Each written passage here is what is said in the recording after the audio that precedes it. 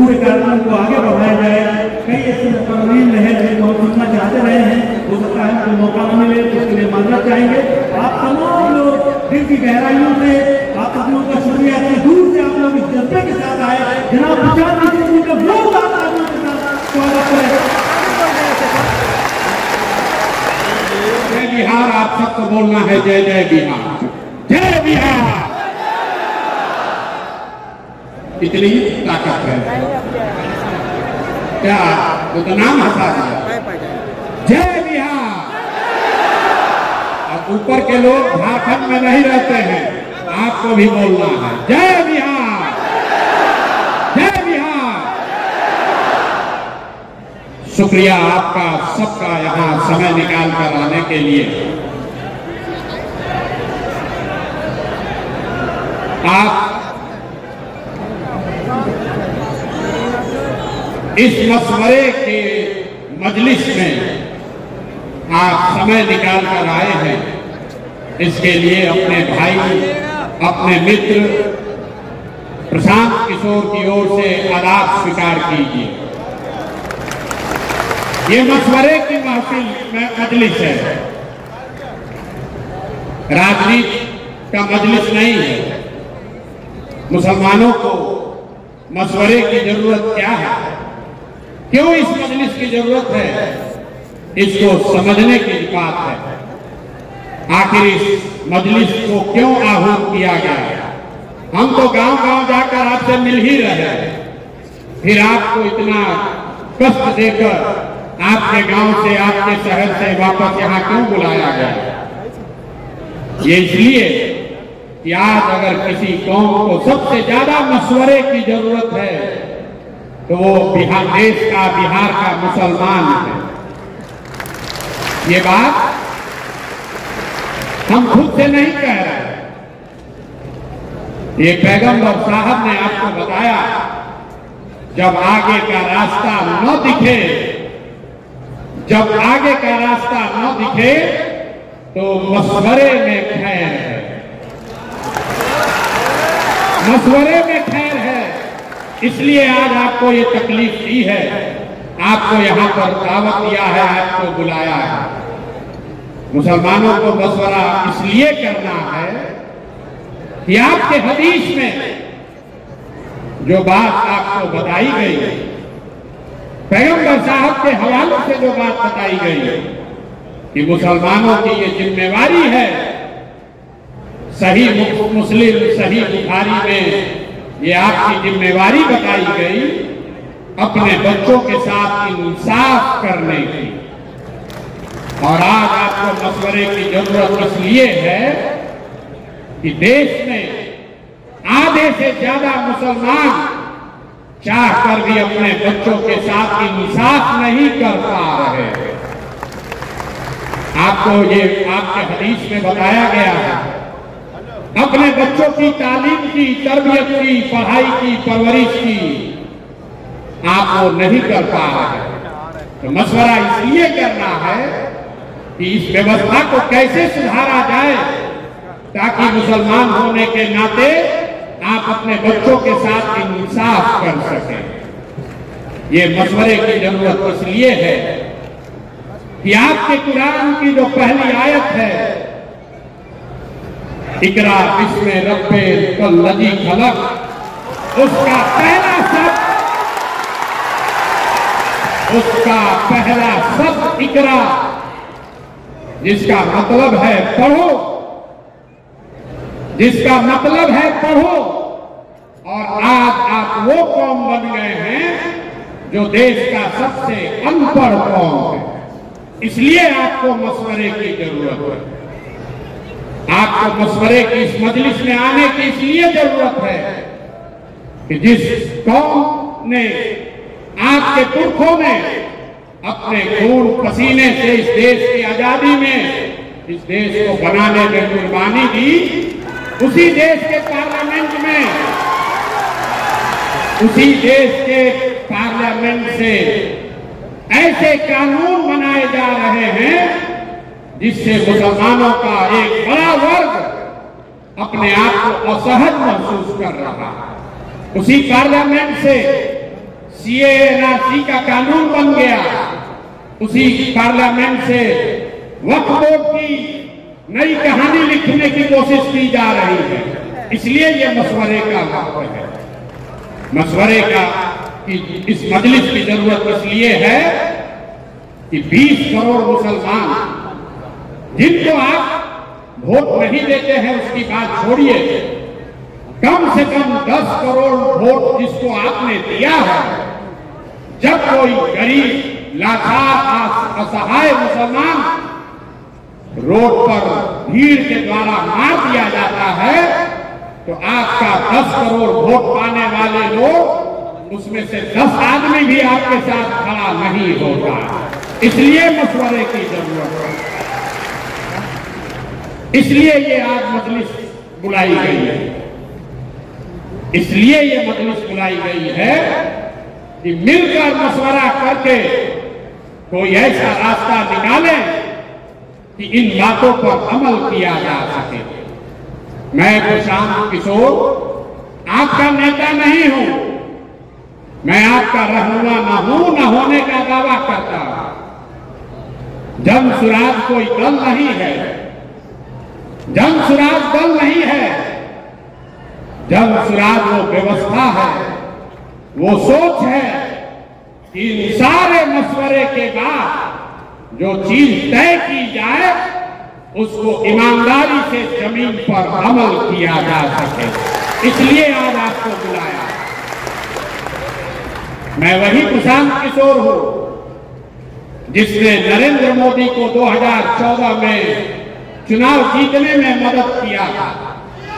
उस नजरिए से यहां बैठे हुए बहुत सारे मुसलमान भाई ये कह सकते हैं कि जिस लड़के ने, जिस शख्स ने नरेंद्र मोदी की मदद की है उसके साथ उसको अपना साथी बनाकर कैसे चले।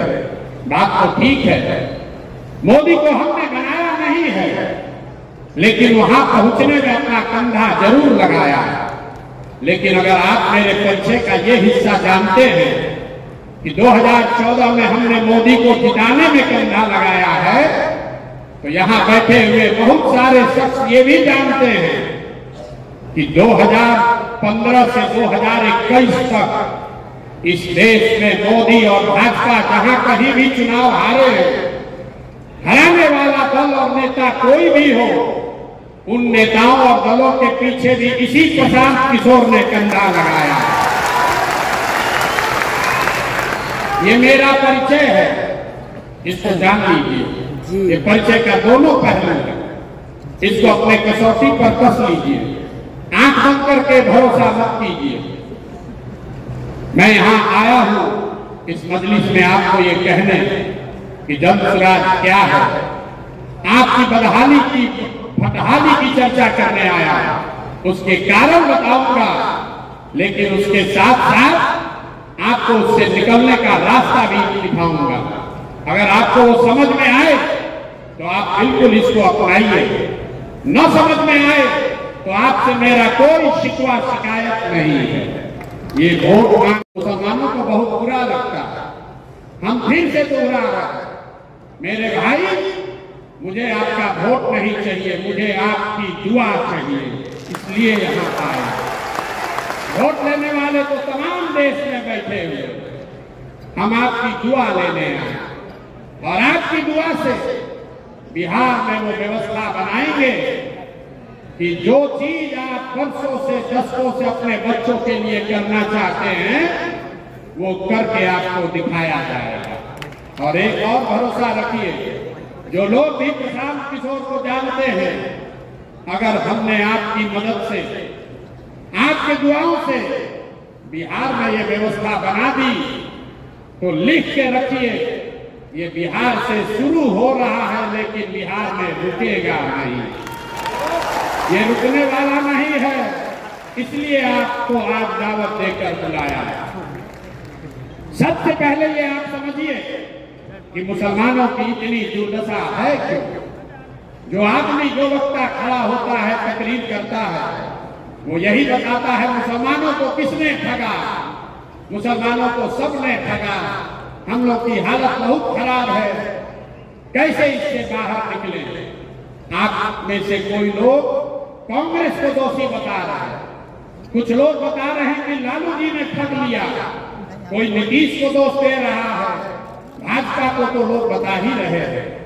लेकिन जो मैं बात गांव-गांव में घूमकर कहता हूं, मैं आपको बता रहा हूं मुसलमानों की बदहाली क्यों है। मुसलमानों की ये बदहाली इसलिए है कि आपके कौम में पैगंबर साहब ने बताया कि जिस कौम को अपने रहनुमाओं की समझ न हो उसके ऊपर जालिम हुक्मरानों को मुसल्लत कर दिया जाता है। ये हम नहीं कह रहे, ये हम नहीं कह रहे, ये तो बात पैगंबर साहब ने कही। अगर आपको लगता है कि जो भी हुक्मरान है, किसी दल का हो, कोई भी व्यक्ति है, अगर वो जालिम है या आपके बच्चों की चिंता उसको नहीं है, तो बात अगर पैगंबर साहब ने कही है तो वो गलत नहीं हो सकती है। आधा बात मत पढ़िए, आपके ऊपर जालिम हुक्मरान कब बैठाए जाएंगे? जब आप गलत रहनुमाओं का चुनाव करेंगे। तो आपने पीछे जिसको भी चुना, उसको चुनने में जो गलती हुई, उसी वजह से आज आपकी ये बदहाली है। सच्चर कमेटी का रिपोर्ट हर मुसलमान पढ़ता बताता है। सच्चर कमेटी के रिपोर्ट में बताया गया कि इस देश में दलितों के बाद सबसे ज्यादा गरीब, पिछड़ा, बदहाल अगर कोई है तो वो मुसलमान है। तो मेरे भाई, सच्चर कमेटी का रिपोर्ट आया 2006 में। 2006 से पहले, आजादी के बाद 2006 तक इस देश में भाजपा का शासन नहीं था। तब तो उन्हीं लोगों का शासन था जिसको आपने अपना रहनुमा बनाया है। तो आखिर आपकी इतनी दुर्दशा हुई कैसे? फिर वही बात बताऊंगा कि अगर बात पैगंबर साहब ने कही है तो गलत नहीं हो सकती। आपने गलत रहनुमाओं को चुना, इसीलिए ये दुर्दशा हुई है। आप बिहार के नजरिए से देखिए, आप कह रहे हैं कि भाई हमको यहां विकल्प नहीं है। मेरे आपको 2014 में नीतीश कुमार के तौर पर एक विकल्प मिला था।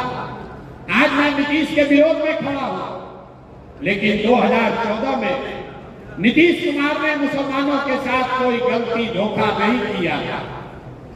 आपको याद होगा 2010 में जब नीतीश और भाजपा की सरकार चल रही थी बिहार में, तो 2010 के विधानसभा चुनाव में यही नीतीश कुमार है जिसने नरेंद्र मोदी को बिहार में घुसने नहीं दिया।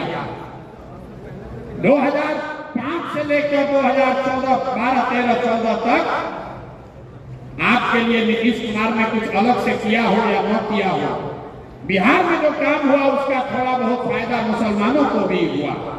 आपके साथ कुछ गलत नहीं हुआ। तब आपको नीतीश कुमार को अपना रहनुमा बनाना चाहिए था।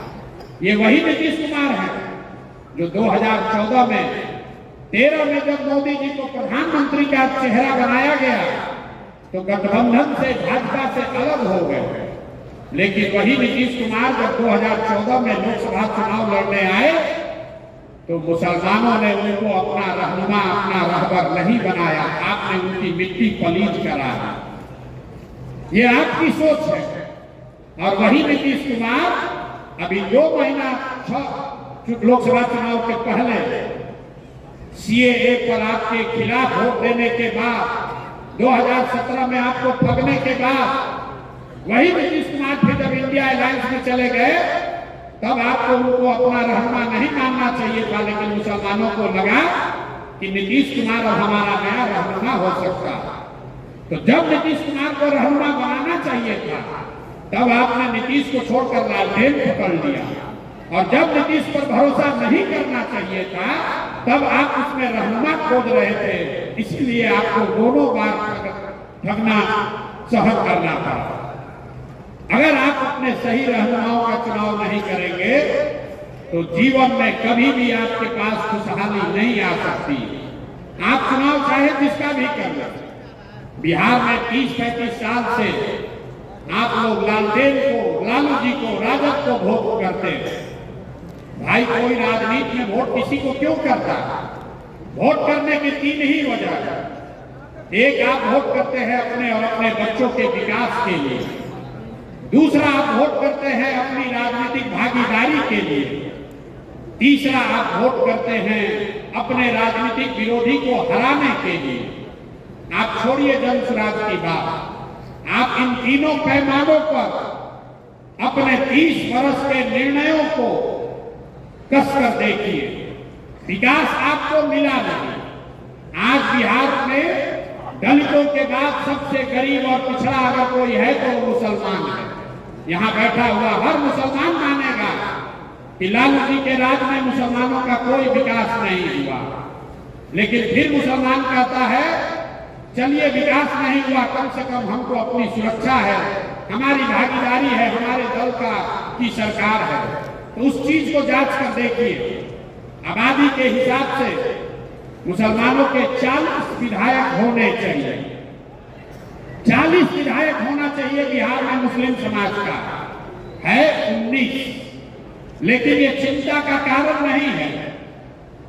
यह आपको चिंता का कारण लगता है कि मुसलमानों के विधायक 40 नहीं है।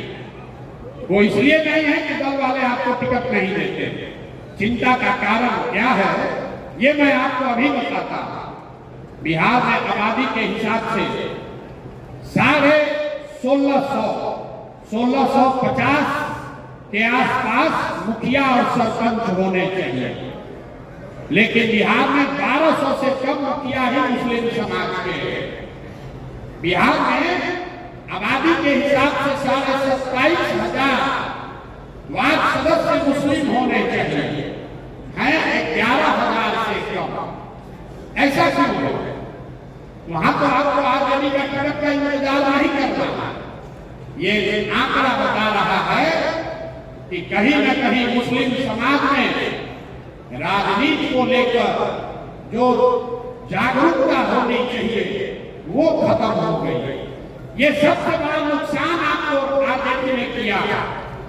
आपको विकास दिया या न दिया, आपको ये राजनीतिक मानसिक गुलामी दे दी, जिसमें ये बता दिया कि अगर जीवन में आगे बढ़ना है तो राजनीति हमको करने दो, हमारा झंडा लेकर पीछे जीवन भर चलते हैं। इसीलिए आपके बच्चे विधायक छोड़ते, वो वार्ड सदस्य और मुखिया का चुनाव भी लड़ने का हिम्मत नहीं दिखाता। तो विकास आपको मिला नहीं, भागीदारी आपके पास है नहीं। सब सुनने के बाद भी मुसलमान कहता है चलिए कम से कम भाजपा को हरा दीजिए, हम लोग के उसी में खुशी।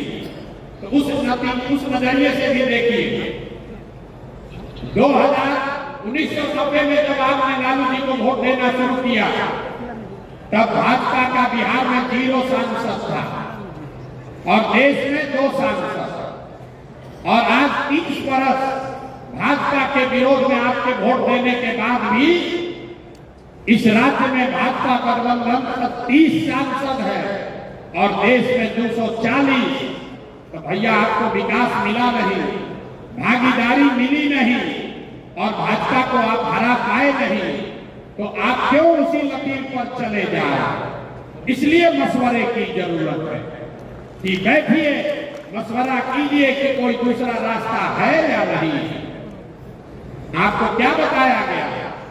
रास्ता न दिखे तो साहिबे अक्ल से जाकर मशवरा करो।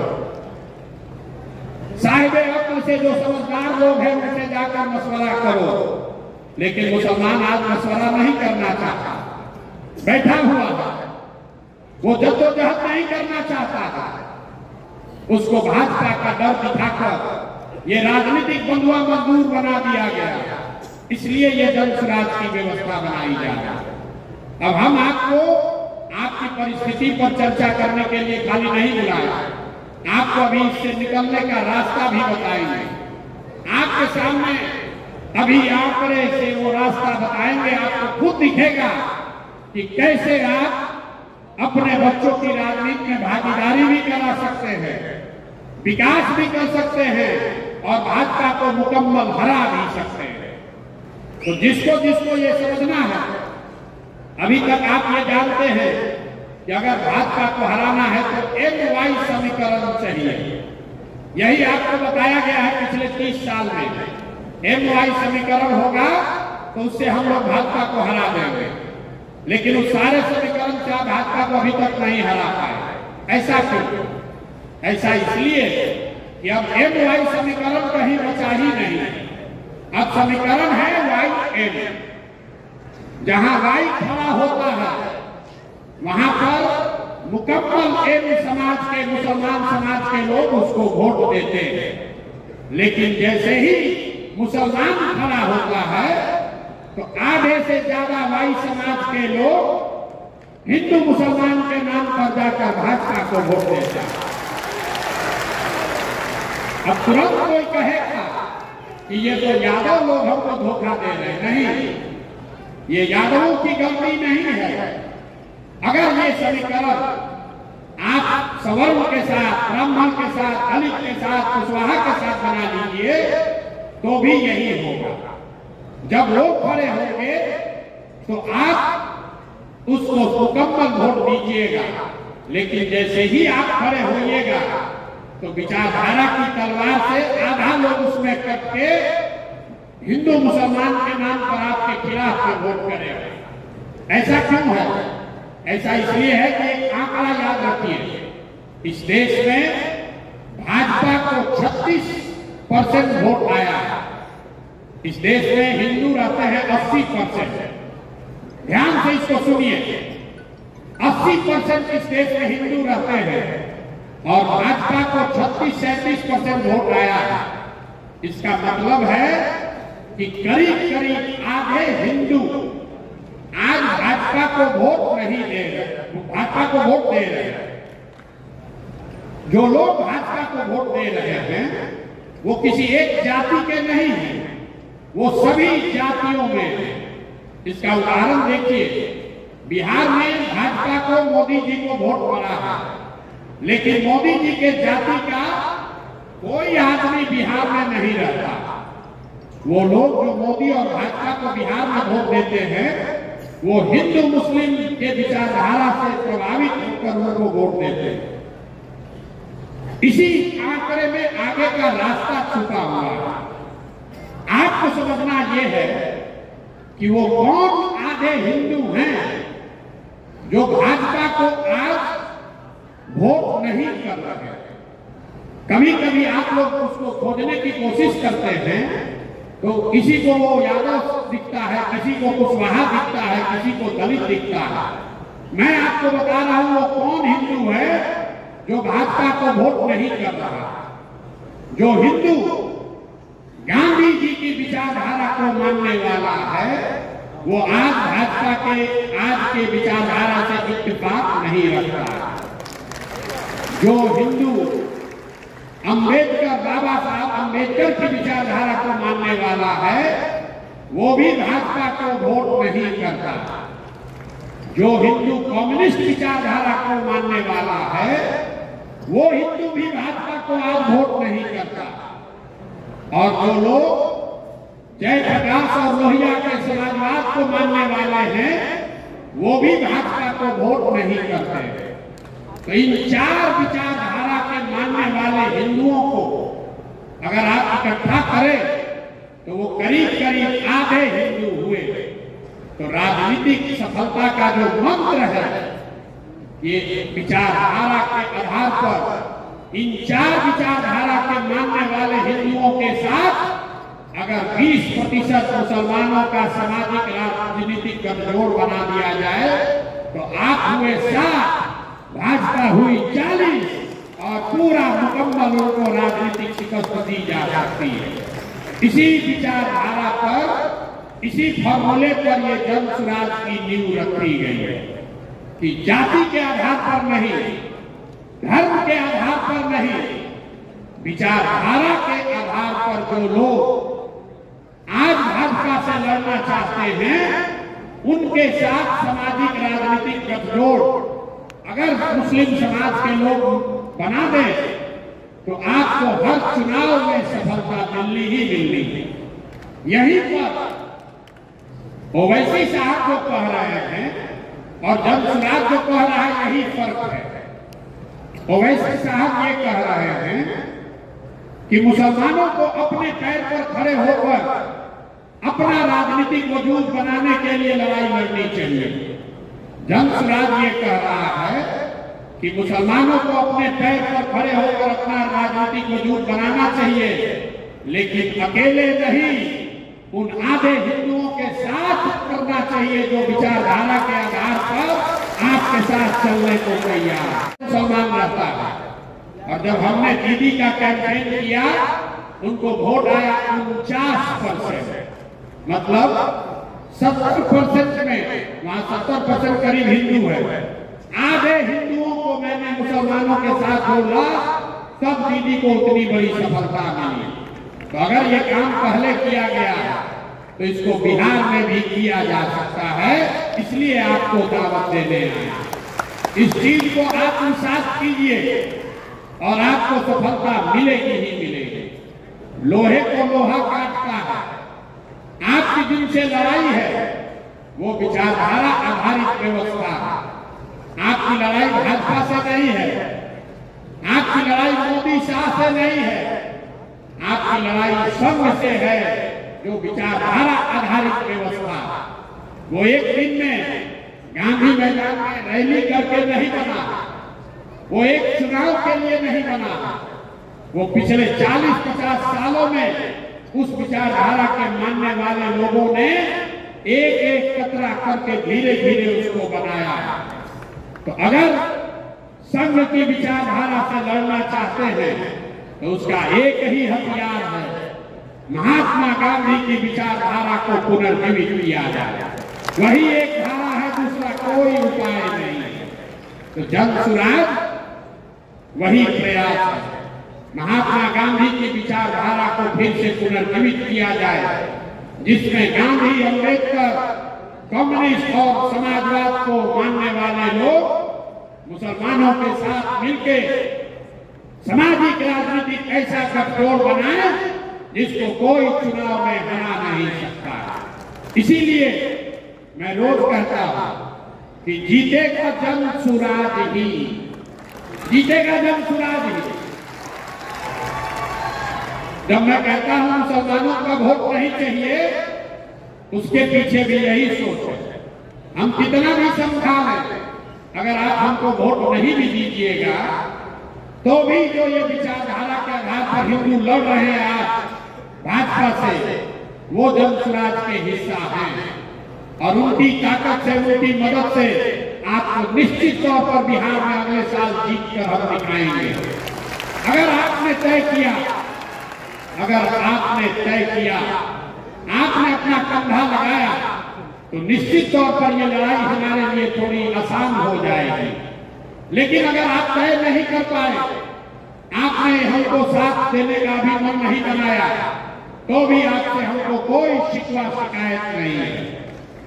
जीतने के बाद आपको फिर से निमंत्रण देंगे, फिर से बुलाएंगे और फिर से आपसे आग्रह करेंगे कि हमारे साथ चलिए।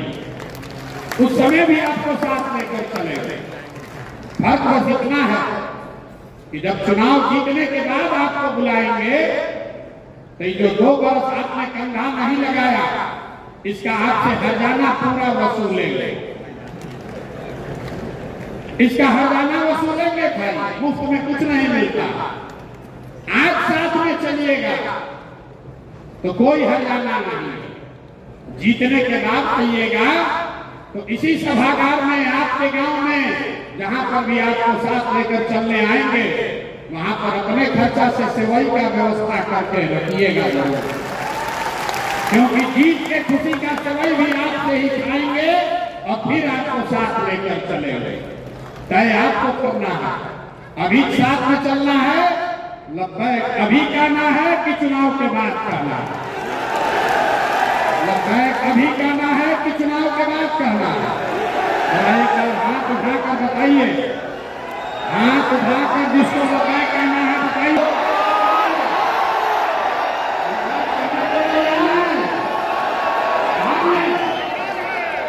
सब पुलिस में बैठे सबको साक्षी रखकर आपने लब्बैक कहा है, आपने कहा है लब्बैक इसलिए नहीं कहा है कि जन स्वराज को वोट देना, लब्बैक इसलिए कहा है कि हम लोग मिलके वो व्यवस्था बनाएंगे कि अपने बच्चों के साथ इंसाफ कर सकें। अब एक बार अपने बच्चों के साथ इंसाफ कर सकते ऐसी व्यवस्था बनाने के लिए जो लब्बैक कहना चाहता है हाथ उठाइए हाथ फिर से। और लब्बैक कहने को तैयार हैं कि नहीं है? आपके बच्चों के साथ इंसाफ होना चाहिए कि नहीं होना चाहिए? होना चाहिए। तो प्रशांत किशोर आपका नेता नहीं है, आपका रहबर रहनुमा नहीं है, लेकिन आपको ये विश्वास दिला रहे हैं कि आप हमको वोट दीजिए या मत दीजिए, आपने हमको दुआ दी है। अब अपने अपने बच्चों को हमारे पास भेजिए, जन स्वराज के पास भेजिए। आपके गांव में, आपके पंचायत में, आपके इलाके में कोई भी लड़का, चाहे वो जितने भी गरीब परिवार का हो, अगर उसमें राजनीति की सलाहियत है, अगर वो राजनीति करना चाहता है, उसके पास पैसा नहीं है तो कोई बात नहीं है, उसके पिताजी, उसके घर वाले राजनीति में बड़ा चेहरा नहीं है तो कोई बात नहीं है। पैसे का चिंता, व्यवस्था का चिंता अपने भाई, अपने बेटे प्रशांत किशोर पर छोड़िए, लेकिन उन बच्चों को भेजिए, उन बच्चों को मेरे पास भेजिए, जन स्वराज के पास भेजिए। इस पूरे सभा में आपको साक्षी रखकर ये बता रहे हैं, अगर अपने समाज से किसी बच्चे को भेजोगे तो उसको प्रशिक्षित भी मैं करूंगा और जन स्वराज के खर्चे पर चुनाव भी निश्चित तौर पर लड़ाऊंगा। ये देखिए खड़ा होकर कह रहे हैं अफा कामर, पहली बार बिहार के उच्च सदन विधान परिषद में आपके समाज का कोई आदमी चुनकर गया। इनको लालू जी ने नहीं भेजा, कांग्रेस में थे, कांग्रेस ने नहीं भेजा, जन स्वराज ने अपने कंधे पर बैठाकर इनको सदन में भेजा। तो हमको आपसे वोट मांगने बहुत लोग आते हैं, हमने आपसे आपकी दुआ मांगी है और हम आपसे आपके समाज से बच्चे मांग रहे हैं।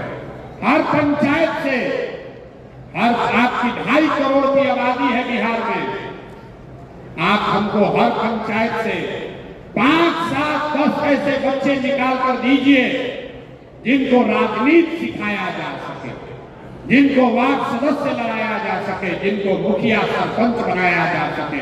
अगर उसमें काबिलियत हो तो उसको विधायक भी लगाया जाए। अब यहाँ जो लोग बैठे हैं, इधर जो बैठे हैं वो कम, लेकिन जो इधर बैठे हैं उनका इसमें कोई दिलचस्पी नहीं है कि मुखिया लड़ाइएगा कि नहीं। इनका दिलचस्पी है कि विधायक के वो लड़ाइएगा, ये बताइए है कि नहीं है।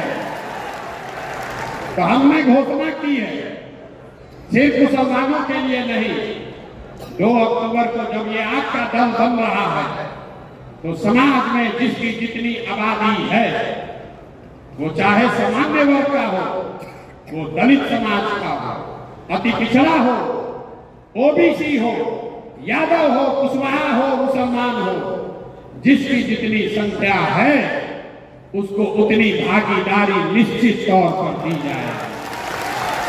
और वो भागीदारी प्रशांत किशोर नहीं देंगे।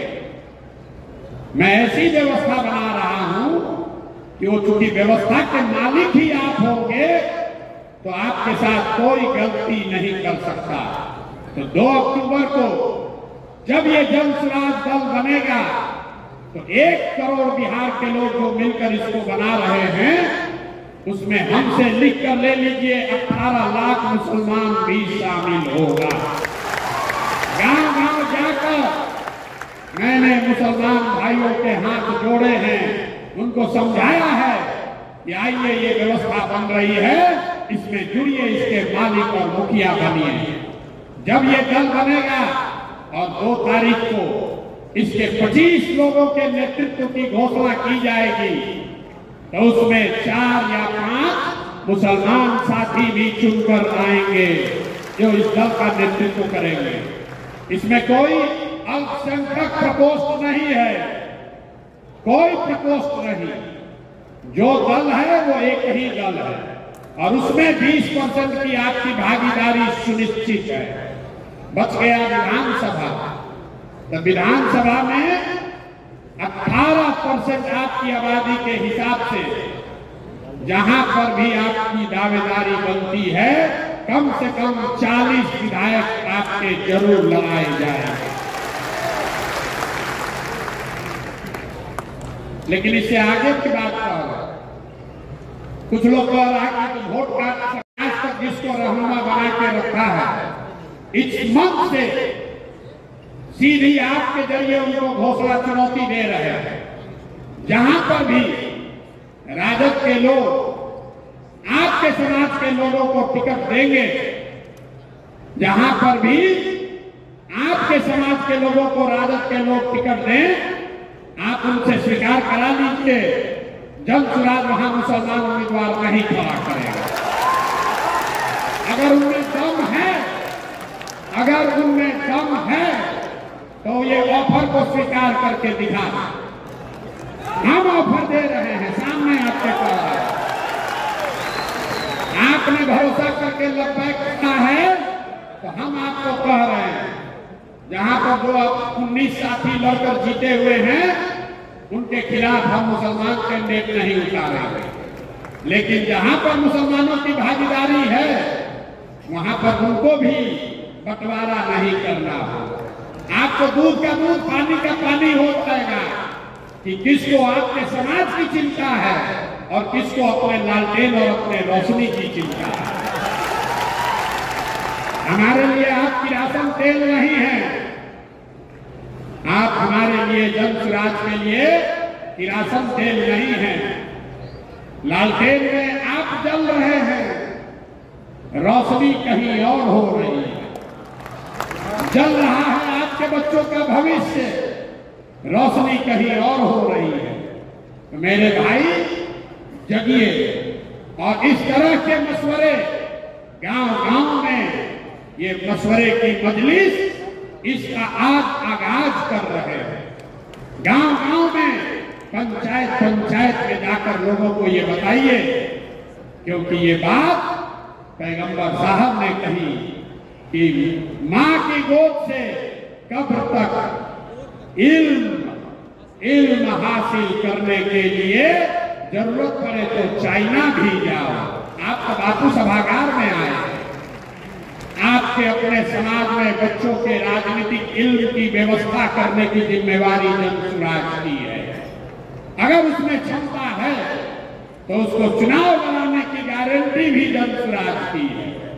और अगर जनसुराज से प्रशांत किशोर चुनाव लड़ा रहे हैं तो 10 वर्ष में आपने देखा है एक बार जिसका हाथ पकड़कर हमने चुनाव लड़ाया है, जीतना हारना तो ऊपर वाले के हाथ में है, लेकिन लिख कर रखिए कि अगर चुनाव लड़ाएंगे तो सामने वाले का दांत फट्टा करके दिखाएंगे। अशफाक साहब का बहुत बहुत धन्यवाद। इन्होंने कहा कि इन्होंने खुले मन से कहा है भागीदारी का। इस देश में भागीदारी की बात पहले भी हुई होगी, हम सिर्फ भागीदारी की बात नहीं कर रहे हैं। हम आपको सिर्फ टिकट नहीं देंगे, आपको अपने खर्चे पर, जनसुराज के खर्चे पर लड़ाएंगे भी। फिर भागीदारी की बात नहीं है, नाम पूरा करने के लिए हारने वाले सीट पर किसी मुसलमान को दे दिया, जिस मुसलमान को दिया उससे भी 2-4 करोड़ रुपया ले लिया। ये सियासत आप देखते आए हैं। हम आपके समाज से भी चोर बदमाश ठग को नहीं खड़ा करना चाहते। आप अपने समाज के सबसे अच्छे, सबसे बेहतर, जिस पर आपका भरोसा है उसको भेजिए। ये चिंता मत कीजिए कि उसके पास चुनाव लड़ने का पैसा है कि नहीं है। अफाक अहमद पैसे से एमएलसी नहीं बने। जनसुराज ने एक बार तय कर लिया कि आदमी अच्छा है तो इसको कंधे पर बैठाकर सदन में पहुंचाए। तो अगर आप आगे ये समझ रहे हैं, तुरंत अभी हम कहेंगे, अभी तुरंत आप देख रहे हैं कि जब से जनसुराज की ये चर्चा शुरू हुई है आप में जितने लोग बैठे हैं राजनीति से जुड़े हुए, सबके पास सामने से फोन आ रहा है, तो और कुछ कीजिए या मत कीजिए, मेरा इतना धन्यवाद ये इसलिए कीजिए कि कम से कम आपको पूछना तो शुरू किया। अभी तक तो आपको पूछ भी नहीं रहा था। और जिसको अनुभव ये नहीं है, इस कार्यक्रम के बाद हमारे साथ एक फोटो खिंचवा लीजिएगा और उसको फेसबुक पर डालिए और देखिए कि कैसे सारे दल वाले आपको फोन करते हैं, अरे भैया काहे नाराज हो, प्रशांत किशोर से काहे मिल रहे हो। ये ताकत है जन सुराज की। अभी दल नहीं है, अभी आपको चुनाव नहीं लड़ाए, आपको हिस्सा नहीं दिया, आपको जिताए नहीं, सिर्फ एक खिड़की आपके लिए खोली है, उसी से आपकी राजनीतिक बंधुआ मजदूरी खत्म हो रही है। इस मंच पर बैठा हुआ कोई ऐसा आदमी नहीं है जिसको 8 आदमी, 10 आदमी, 20 आदमी ये दबाव नहीं बना रहा है कि अरे भाई जनसुराज की ओर क्यों जा रहे हो। ये बगल में हमारे बैठे हैं मोनाजिर जी, इनको जीना इनका हराम कर दिया।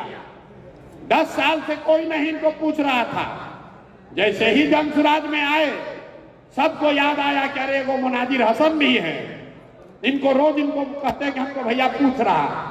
अनवारुल हक साहब के लड़के बैठे हैं यहाँ, कहाँ हैं ये देखिए, ये बैठे हैं, ये हमको कहते हैं भैया हमको बड़ा अच्छा लगता है आपसे, जब से जुड़े हैं सुबह शाम तक फोन करता है। तो ये राजनीति, ये आपके राजनीतिक बंधुआ मजदूरी खत्म होने की शुरुआत है। जैसे जैसे आप आगे बढ़ोगे आप देखिएगा कि जिन लोगों का फोन 5 बरस में भी नहीं आता था, अब हर 5वें दिन आपके यहाँ आएगा। राजद की जब अब बैठक हो रही है तो अगल बगल मुसलमान बैठा रहा, अभी तक किसको बैठा के घुमा रहा था वो आपको मालूम है। तो हम अगल बगल मुसलमान नहीं बैठा रहे, हम पूरे सभा में ही खाली मुसलमान ही बैठा है। ये आज के जमाने में लोग कहता है कि मुसलमान बगल में रहेगा तो पोलराइज हो जाएगा, और नेताओं का तो छोड़िए, मुसलमान भी कहता है कि भैया हम लोग बगल में दिखेंगे तो पोलराइज हो जाएगा। हम आपको खुले मन से कह रहे हैं मीडिया कैमरा के सामने, आप आइए बैठिए हमारे साथ, कोई पोलराइज नहीं होने वाला, कोई नहीं पोलराइज होने वाला है, हम नहीं डरते हैं उससे। बिल्कुल आपने लब्बैक कहा है तो एक ही वादा आपको कर रहा है, जिस ईमानदारी और शुद्धता से इस अभियान को शुरू किया है, जीवन में चाहे कुछ भी हो जाए उस ईमानदारी और शुद्धता में आंच नहीं आने देंगे, एक पैसा भी आगे पीछे नहीं हो सकता। आपको तय करना है कि आपको ईमानदार प्रयास के साथ चलना है कि मजबूत दिखने वाले प्रयास के साथ चलना है। एक नए पौधे को सींचना है कि पुराना मरे हुए पेड़ को सींचना है। इस पौधे से सींचिएगा तो यही बड़ा होकर फल भी देगा और आपको बुढ़ापे में छाया भी देगा, और नहीं मरे हुए पेड़ में फूल भी से भी सींचिएगा तो उसमें न फल लगने वाला है न उसमें आपको छाया मिलने वाला है। अब 2 मिनट आप यहाँ मुस्लिम यूनिवर्सिटी के प्रोफेसर आए हुए हैं, एक पंक्ति मेरे से अंतिम सुनते जाइए। हिंदुओं में हम लोग कहते हैं कि जो ब्राह्मण शादी कराता है वही श्राद्ध भी कराता है, तो इस बात को याद रखिएगा, इससे ज्यादा इसको नहीं बढ़ाएंगे। आप हाथ पकड़िए, दुआ कीजिए और आगे ये कारवां बढ़ेगा। आप आए, आपने इस मजलिस का हिस्सा बनना स्वीकार किया, उसके लिए आप सबका तहे दिल से शुक्रिया, बहुत बहुत धन्यवाद।